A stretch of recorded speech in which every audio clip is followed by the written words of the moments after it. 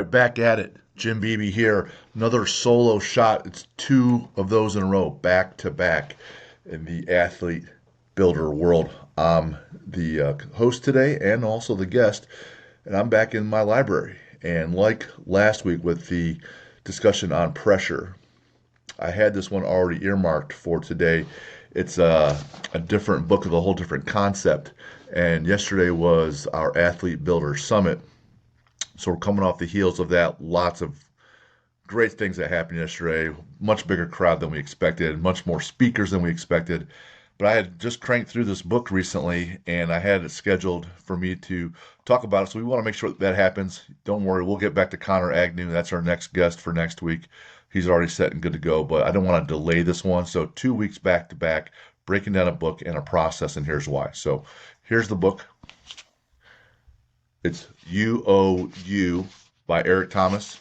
See that right there? So if you know Eric Thomas online at all, on Instagram, any of his workshops, he's known as the hip hop preacher.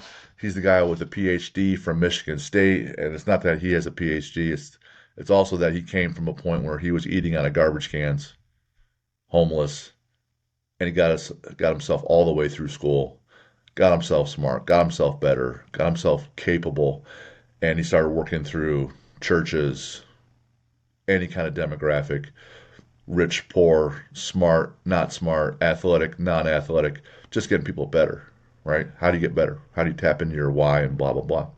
And he's put out a number of books, and he's been on tour all over the place. And I would see him online, and I went to a Tony Robbins, Dean Graziosi weekend course. He was one of the guests. Man, talk about energy, right? Energy, and has a great message.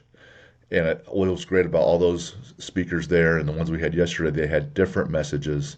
And that's the point. No one's going to be smart enough to know everything. So you surround yourself with other folks and you get better that way. So in this, I'm going to break down this book and how I use it and how I want to challenge you to go through some of these exercises to get better. And so I have my philosophies and how I do things, and I incorporate these things from others. But we also want to show you here's someone else's different approach. There's going to be some overlap and some things that are totally different. Maybe this resonates with you better, and that's cool. Some people love conjugate programming only. Some people love linear progression only for strength training, and some use a hybrid. All right, so whatever. The best plan is the one that you stick to. So UOU by Eric Thomas, there's three main sections. The first one, he says it's you versus you is the title, but it's basically about mindset and decisions. Section 2 is about your teammates, and Section 3 is back on mindset and training, and it's how you figure out what you're great at and how you go out and win. So we'll just go through that quickly, make an impact, and hopefully you and your tribe utilize this and gets better. So like always, you find value in this, don't find value in this, have questions, send me an email, jim@athlete-builder.com. And you can find Eric Thomas, the hip hop preacher, all over social media. So in that first section, you versus you, about mindset and decisions, this first bullet point I wrote down is that the truth makes or breaks people. Because the truth is going to be the truth no matter what. It's how you respond to it. Do you lie to yourself about it? You say this isn't really factual or not. The truth that people are giving you feedback on things, the accountability on things, they say it's true or not. But if you handle it well, it makes you, because you keep progressing along. So this is where you have to make the choice about being the victim or the victor. You need to shed the victim mentality and take ownership, right out of Jocko, right? Then you have control, he says. So you take ownership and own your decisions, and then setting a standard, and you make no excuses. So what does that really look like? What does that mean? I'll use two different examples. Hypothetically, let's say you're a soccer player, and your ownership is that, hey, I want to be captain of the team to lead the team so we win a sectional title in high school. You're going to own that decision. This is part of your identity now.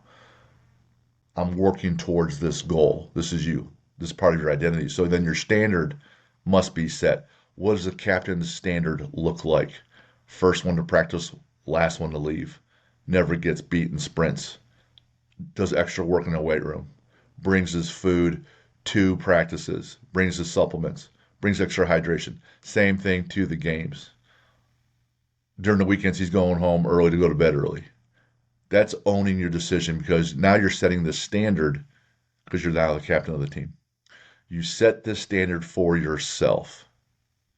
You ask those around you in your tribe to meet the same standard. And if they get agreement, if they decide to do the same thing, then we hold each other accountable. And after a little while, a week, a month, you look around at the team, you look around at the standard, and then you must elevate. You must elevate. Rules are for the people that need guidelines and they can't think for themselves and are always looking to cut corners and just do the minimum. Holds people in check, like the speed limit. Can't shoot people, not go to jail, right? Those kinds of rules. The winners simply just set a standard and then they elevate it.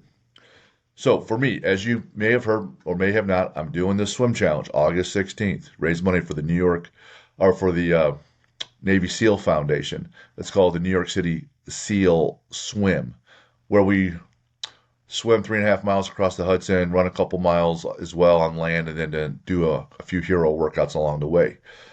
So for me, there were two standards that I set on the swimming piece at the beginning. When I made this decision, I was asked to participate in 2024, was nowhere physically capable. I gave myself a 15-month runway to get more capable. So I made this decision. I told the important people in my tribe, which is like 3 people, my wife, my kids. So that's 4, plus Jen's 3. It's another, so now I'm at 7. And a couple people I train with. So about 9. But really, it's just my wife and my kids and a couple people I train with. And I had 2 rules. One, what's the minimum standard of volume or days I'm going to start swimming? The minimum was 3. Ideally, it's 4. If something's going ridiculously well that week, I might go 5. But after 5, I have to see how I'm recovering, right? So minimum of 3. Ideally 4. And every once in a while, I'll hit 5. I'll go 5 days in a row and be wrecked, but that's okay. That was one of the standard components, right? The other standard component is that every week or 2, no more than 2 weeks, I must increase volume. I must increase volume because I was starting at the bottom. First, day 1, 10 lengths. That's 5 total down and backs. How many is that? 250 meters. 250 meters out of 3.5 miles. A mile is 1,600 meters. 1,600 is 1 mile. I'm doing 3.5. So day 1, down and back for 50, and then 5 more times, 250 meters total. So I must increase volume either number of days a week or number of meters per day, or on one session might be more meters and the other sessions might stay even. But every week or 2, I must increase volume because I'm so far behind. That's got to be it. So if I went with those 2 components and then I linearly drew out a map, 15 months, what kind of volume do I need to be at in those last couple of months? All right. Just like when I would run a half marathon, I would have a progression and we're going to hit that. That was my 2 minimum standards. And the truth was, whether it makes or breaks you, every day and every week I would get feedback on how I'm doing. Same thing with you. You're the soccer player. You're trying to get feedback. You're going to get feedback in your practices. You're going to get feedback in the score of your games. No need to get audited. You get audited every game, right? So here is part of your work for all you listeners. Here's the work. You must take a moment, and after I say these things and pose these questions, pause, write this down. What was the last challenge you did? For me, my last main physical challenge was competing and training for strongman. That ended in 2021. How did it go? Ask yourself that. Mine went fine. It went 7, 8 years. I progressed each year, got stronger each year. My results against other people was mediocre, but my personal results got better every year. How did you handle it? What were the positives and negatives on that challenge? What went well? What didn't go well? And if you're my athlete now, I'm going to run you through, if I'm asking you these questions, what went well, what didn't go well with your mindset, the knowledge of your sport, how you worked with people, your training, your nutrition, and your recovery. What are the positives and negatives to those 6 things? There's an important question that he poses here as well. How did you feel? People love to believe that we all make our decisions rationally without emotion. Not the case. I would love to say I'm good at that. I'm better at that, but how did you feel? That matters. During the moment, during the training, during the games. A lot of times, I would feel I'm grinding and I'm kind of miserable. In the swim thing, I made sure to have some joy along the way, take stock of things, and have some gratitude. It would help everything be much more sustainable. So then the last question is then what could you have owned more and done differently? That's that constant feedback loop that we're always talking about. What you're looking for. So here's your challenge, your future challenge. He writes at the end of that section 1. How could you own it and impact the results? How would you feel and act differently? So first, let's must make some choices on what we're looking to do. Maybe you already decided. Maybe you already decided you're going to be captain of the team, or you're going to start on your team, or you're going to make varsity. Maybe you already made that decision. Here are some reflective questions to give you the data and your bullets for your gun to shoot on how to make your decision come true, how to bring it to fruition. Here is some of the how. Everyone has a goal or a target, though how, the process is how you win. He rolls right into section 2, right? But before I even do that, I want to point out a couple other things. All these things I just outlined for you, Eric Thomas helped me outline, these questions, it's all hinges on one thing, and it's your level of commitment. It's your level of commitment. If you're casual about it, you're going to listen to this show. You might read his book. You might do a couple of the things, but you don't do anything. And your identity equals what you do. Your identity is what you do. And if you do things at 50%, then your identity is you're a 50% worker. If you do things at 10% and you're a New Year's Day resolution person that always gives up, well, then you're a New Year's Day resolution quitter.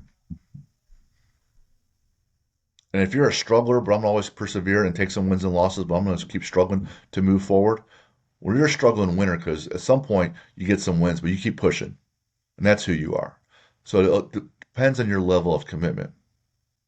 The example I like to give is I've had plenty of people in my gym come to me and they'll say, hey, I want to join the military. I need it for college. I need it for money. I don't want it as my career. Can you get me ready? And we get them ready and they go, that's fine. But when they sign that order and they report at MEPS and they get sworn in, that decision, that signature, that commitment, those number of years for all the training, the pay, etc., that decision takes away and makes thousands of other decisions immediately. Your decisions on going on vacation for the next 6 months are gone because you're in boot camp and you're going to schools and such. Your decisions on when you wake up are over because you have to report for PT training, physical training. Your decisions on what and when you eat are gone. Your decisions on who you work with, gone. Because you made one major commitment. And it's so freeing. Because now you're just on this path where you're just working and you're going forward. So when I ask you if you want to be captain of your soccer team, if you make a decision like you just joined the military and all your other decisions are gone, it's so freeing. Total liberty. I decided I'm going to be captain of the team. That means my bedtime is X. That means I get up here at this time. This means I have this much water and I take this much creatine and this much protein I need to optimize myself as this athlete and this person to fulfill this role. I'm going to do these things, and then my identity is I'm this grinder who's now captain of the team. So my identity is I'm captain. I'm a winner. I pushed. I executed. I made this commitment. And without it, you get nothing. And with it, you get everything. So that's really, in my opinion, the importance of that first section. making that commitment. And when you're working with us with Athlete Builder, like that all falls underneath the mindset component because your mindset drives everything. So when we talk about making decisions, this is what we're getting at. Now he goes right into section two. You are never in it by yourself. And if you know us, that equals teammates. You're never in it by yourself. You either win or lose with others. No one really goes anywhere alone, he says. What are your five? What are your five? Why five? I don't know. I like five. People have five fingers on one hand, right? Is it three? Is it six? I'm not sure the actual number, but it is small. So if you're going to boot camp, it's everybody around next to you and your drill instructors and sergeants. If you're on the soccer team and your captain is people you're leading, you're trying to work with, and the coach is above you, and it's your support staff helping you with food at home and your parents. But who are your five? And you must know these things. So it's not just a rhetorical question. All these questions are not rhetorical. You must come up with an answer. He comes up with this DISC personality. Not brand new, it's just another tool. So the DISC, DISC personality: decisive, interactive, stability, and cautious. Four different personality types he pigeonholes people into. You must find some of these for your tribe to help build you, according to Eric. And I like a lot of these things he has here. Now, depending on your resources, depending on your social network, unfortunately, you might have all the roles. You might be the person, the hero in your game, but you're also going to have to do fulfill these other roles because you don't know other folks yet. You don't have that resource. That's okay. You can still do that. But if you can, look at it like this. Here is his example. It's a whole flight industry, airplanes. Talks about pilots for the DISC personality. So the pilots, they see the big picture. They want immediate results. They're in the driver's seat. That's typically like your head coach. And here with us at Athlete Builder, that's probably me, where I'm kind of overseeing things as the head coach while I'm working with teams, individuals. That's where we come in. The flight attendants, though, can't really run the plane without the flight attendants. Those folks are innovative. They're connected through their emotions, and they're feeding off the crowd, their customers. They're motivated by being with others. That's your support team, right? So there's your leadership team when we talk about teammates. That's your pilots.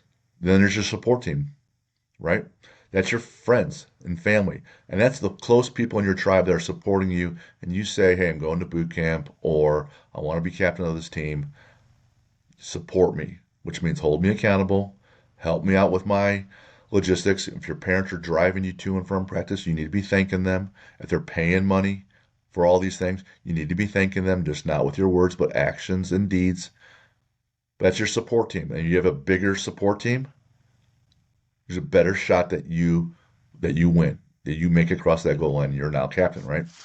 So you got your pilots, you got your flight attendants, and then there's your ground crew. Gotta get the plane ready, right? That's your agreeable, sociable, non-threatening support of others. So if you're on the team, that's your GAs, grad assistants. That's the people doing all the thankless grunt work you don't even see. Making sure the plane's operating, make sure the luggage is there, making sure every bolt is tight so things don't fall apart. So that's the team that's taking care of all the jerseys after sweaty practices and you smell like crap. That's those guys. Might be your parents at home taking care of your laundry. And if you're old enough, you should be doing your laundry because that's a worthwhile skill to have. But anyone that supports you in that grunt work, be kind to them, buy them coffee, take them lunch, whatever. But no one gets there alone, right? Same deal. Then there's the air traffic controllers. Those are the factual, logical, they solve problems, they thrive on structure. Those are your analysts, those are your coaches, those are your position coaches. They're giving you the X's and the O's. Here's the data, right? Here's the information for your team. Got to have that. Got to have that. You take in the information so that the pilots can make decisions. That's that knowledge piece. We talk about the athlete builder process. That's that knowledge piece. What's the data that I need to have? How fast do I need to be if I'm going to be a starter? How strong do I need to be? How resilient do I need to be? Given my height and weight and strength and capabilities, where's my position optimized on this team? You don't see 300-pound people rowing in the Olympics, right? I mean, you don't see 6'5" real tall people, weightlifters typically in the Olympics. You don't see a lot of 5'10" basketball players. There's some, but not many. You sure don't see people like Muggsy Bogues who are 5'5" still playing basketball. So you need some data on just where do you fit? What does that look like for me to win? You need to seek out the professionals that know that, which is probably your head coach and the other coaches on your team and say, hey, I'm looking to be this kind of person. I want to be captain of my team. What does that look like? I want to go to boot camp in the Navy and join the Special Forces. What's the data? What does that look like? What's my time run? What should that be? How many strict pull-ups should I be able to do? How many push-ups? What are the minimums? What's an optimal number and what's a maximal number? I want success. Give me the data. You're going to need those things. So there's pilots, flight attendants, ground crew, and air traffic controllers. And if you're constructing your teammates, your tribe, it's going to help you achieve this goal because no one gets there alone. Look for those folks, identify them, and then have a conversation with them. Articulate what your level of commitment is and what you're trying to do. Tell them what you need from them. Here's his, and he takes this, he always has homework at the end of these sections. Here's his homework now. Have you ever felt alone in one of your endeavors as an athlete or at work? Then what? I love that because I always say, now what? What's your support and what is your process? When you're really alone, it means you got something you're trying to tackle, something you're trying to accomplish, and you feel like you can't, you're just doing it by yourself. Well, how did you construct your tribe then? Could you find one person? Maybe you don't find all 4 or 5 people. Could you find 2 people? And then what was your process? Did you work with those 2 folks and then you picked up the slack yourself? Or were you able to put together an entire team? Or are you like, shoot, man, I never even thought of this, all these ideas. I felt alone and I just kind of sucked it up and I quit, or I didn't quit, or I kept going and just muddled my way through. All right, that's fine. That's what your last process was. What are we going to do differently this time? You don't know what you don't know. So if you didn't think about these things, this is where I come in and we come in, where we're going to pose questions. Hey, stop. Stop for a minute. Shut up, sit down, get out a piece of paper, and think. Think through some things. Don't just be dumb driven cattle. Don't be sheep. Stop. Sit down, think about some things, reassess, and then attack. So his challenge is to ask yourself, when did you feel alone? Who was your support group? What was your process? So we want some reflection time. He says, "You're ever emotional when you should be. Were you ever emotional when you should have been logical? Were you ever logical when you should have been emotional? What are your triggers?" My kids make fun of me all the time that sometimes I can go from 0 to 100 and being angry about things. Now I've gotten better. I probably go from 0 to 85, but still not very good. But what triggers that?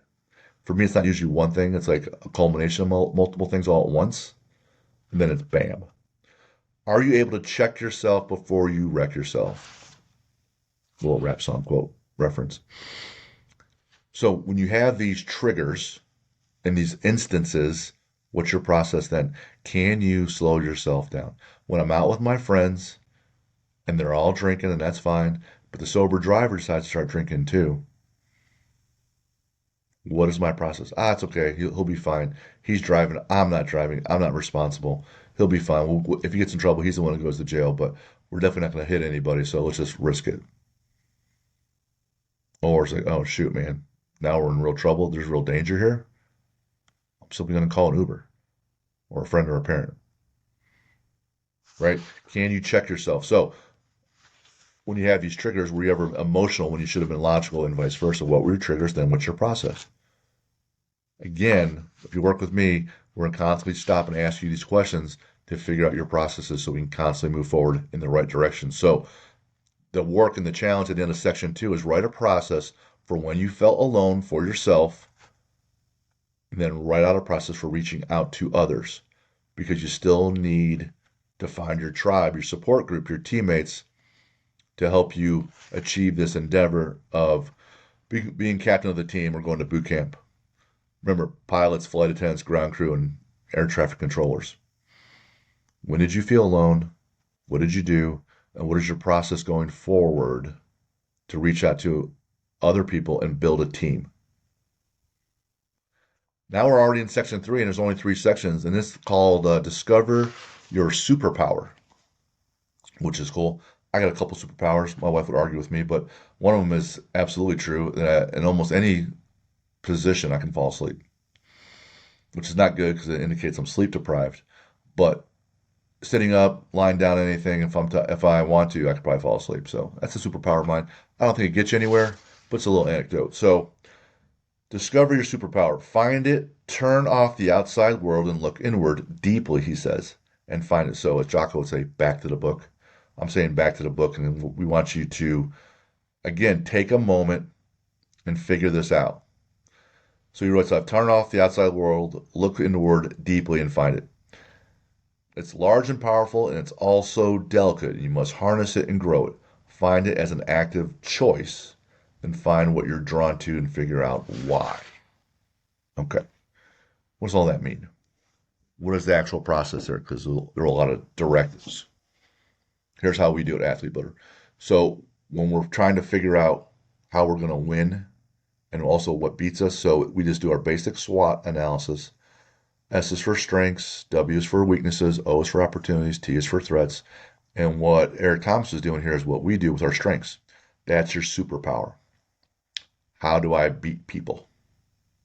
How do you beat people? And we ask that question, how do you beat people on your mindset? And you're going to work out the answer to that question. And hopefully it's something to the effect of, I'm going to be driven in all aspects of being an athlete. And that's how I'm going to beat people. You're going to be driven in all aspects. And then there's your knowledge component because you want to be captain of the soccer team. When I'm going to learn about all my teammates, their skills and weaknesses on the field, and then our opponents, and I'm going to watch so much film that I can anticipate things and I can execute my coach's game plan. That's going to be my strength. I'm going to watch so much game film that I'm totally prepared. And I'm a coach on the field. Teammates, right? That's that next in the progression on your mind. What are your strengths as a teammate? You have to ask yourself these questions. What are my strengths? So this is what I would do. That's what we would do when you work with us. Eric Thomas says, find your superpower. We ask you to find your superpower in all 6 things. So as a teammate, what are you great at? We want to elevate it. And then in your training, what are you great at? And then we want to elevate that. What are you best at? And then we elevate it. And then your nutrition and your recovery. What are you great at? And let's elevate those things. So those things that you're great at, that's your competitive advantage. And if we elevate it, then you keep beating people. You keep winning games, right? That's what he's asking you to do. We want you to do the exact same thing, just a little bit more comprehensively. So then he writes, at some point, you have to make your move, not just live in your potential. Here's all your decisions. We like all the thinking. We want thinking man's athletes. You have your plans. Here's what I'm great at. But at some point, the buzzer goes off or the bell rings or the horn blows. And I love the quote where he says, just let it rip. I made my decisions. Go. Go. So if it's, I'm going to be the best informed with knowing my knowledge by watching so much film, go. What does that mean? I'm going to schedule time-wise on these days at these exact times when I'm going to watch film. Now, hopefully all those times work out, but things pop up, and you have to be a little bit flexible in your approach. But here we go. Let's go now. So go and do the things. You are what you repeatedly do. Identity equals do. Then it takes a hunger and a drive to develop and pursue it, he writes. A hunger, that's how driven you are. That's your mindset. Remember, commitment, that's your mindset component. And develop and pursue it. Develop means doing the things. Pursue, develop and pursue. What is your process? What is your process? We want to be the most knowledgeable person on the field. Your process is you're going to watch an extra 30 minutes of film 5 days a week at 8 to 8:30 p.m., Monday through Friday. Probably not Friday, maybe your 5th day on Sunday. Must be authentic. You're most powerful when you are you. Yes. Yes. Nothing really to even argue there. When you're living a lie or you're fake or you're inauthentic, now you're living multiple lives. You can't be committed to both. You're now less real and you're therefore less powerful. Back to his book, Work. Take time inwardly and reflect again. What are you good at? What do you enjoy? What do you want to pursue? What do you want to do and why? I love that. So here on one of the sections I highlighted here, here's a whole page. This what is your why? In the first line here, like when you find your why, you can take your superpower and your life to the next level. Your why is what takes your superpower to the next level. He writes, your why is that thing that keeps you going. And it's true and it's not true. Yes, how inwardly driven are you? Those are your intrinsic motivators. Don't kid yourself. There's going to be extrinsic motivators as well, things outside you. Like it's just cool when you're with your friends all working hard. It's just cool when you win and you get a W. It's just cool when the crowd's cheering for you. It's just cool and you get pat on the back and everyone loves you because you won. There's some extrinsic things and those are real and that's absolutely okay. So yes, the intrinsic ones will push you further and longer, but don't discount the extrinsic ones as well. What I say, get both. Make sure you're internally and externally driven. Just that way you just cover your bases. But what he asks you to do to discover your superpower is ask yourself, how can you develop it? Here's what you're good at. How can you develop it? And we talked about that. What might it evolve to and become? If my superpower is I'm the smartest person on the field because I do the most film study, that will most likely evolve to being that you're a coach on the field. You're an extension of your head coach and your assistant coaches. So when they have their game plan and philosophy, you're able to execute. So hopefully those coaches are smarter than you because they've been around longer and they've learned more. And if you can execute their philosophy, then your team has a better shot at winning. That's probably what that evolves to. But you should ask yourself that question so you can see that in your mind's eye. Then ask yourself, how does that feel? How does it feel? You feel more mature? Do you feel dependable? Do you feel you're making an impact? Do you feel powerful? So we can tie these actions to a feeling. It's getting woven even deeper in your subconscious and in your identity. You're more likely to do it. So ask yourself that question and then go out and fulfill it. Constantly ask yourself, he writes, how do you advance it? How do you develop it? That means how do you get it going? And how do you advance it? If you don't know, you probably shouldn't know. Ask. Ask your coach. Coach, I've been doing this film study. Here's my process. What do I do next? I know what's going on here. What's next? Now what? Now what? And hopefully they don't have an answer. You do that and you work with someone. That's why you work with us as a coach. We'll constantly ask that question and come up with a solution, and we'll find something to do. So here's his challenge at the end. So for the next 30 days, 30 minutes daily reflection and journaling. So 30 days in a row, get out your calendar, 30 days in a row, set up a time for daily reflection and journaling. What can you do daily to learn and grow it over a year? What books do you need to read? What programs do you need to do? What people do you need to associate with, and what people can you leverage and use to help grow your power, your superpower? Then use your gift daily. A lot of overlap with what we do, but he put it out in a completely different way, in a very valid way, a very useful way. For the next 30 days, structure, process, right? Daily, next 30 days, every day, reflect and journal. Ask yourself, what can you do daily and learn and grow it over a year? Each day, what can I learn and do for the next year? What books do I need to read to get better? What programs do I need to do? What people can I leverage to grow my power? And then do it. So I would say, what book do you need? What journal or planner do you need to help keep yourself accountable? What areas are you deficient with?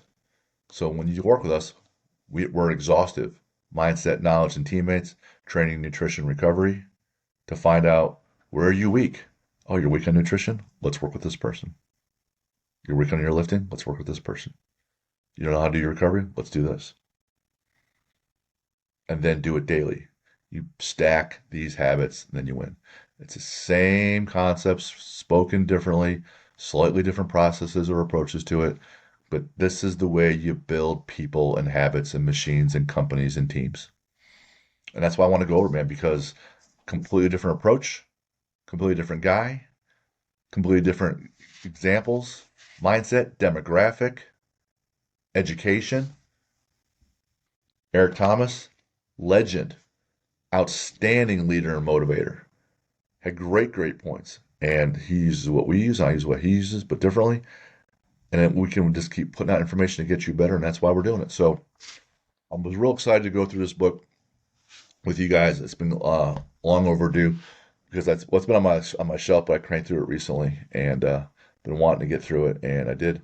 So I recommend it. You can go find it anywhere, or just hit me up and we're going to have a discussion about it. Or if you want a game plan session, is what I call it, just 15, 30-minute game plan session to see how we can get you better or how you can be better. Pose some questions, ask now what questions. Just email me, jim@athlete-builder.com, and let's get better together. We want to go out and win the day and win the week and win the year, so that way we can win the season. So that's our message this week. We'll get back with you guys next week with Andrew Connor and Lucas. Have a good one. See ya.